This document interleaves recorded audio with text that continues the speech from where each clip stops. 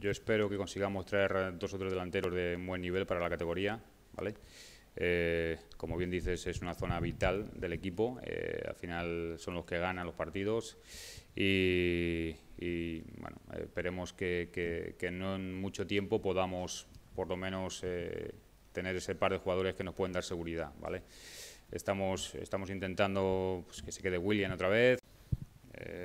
No se pretende nada con Fernández, estamos encantados. El rendimiento de él ha sido, yo creo que magnífico durante la campaña.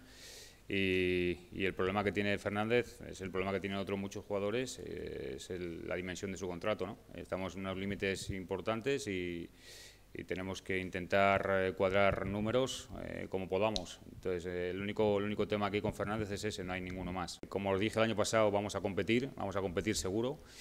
Pero este año ya no hay excusas, tenemos que estar arriba desde el minuto 1, tenemos que competir por subir, tenemos limitaciones que nos van a impedir hacer cosas, pero yo creo que después de la temporada pasada el listón está alto y tenemos que intentar saltarlo otra vez.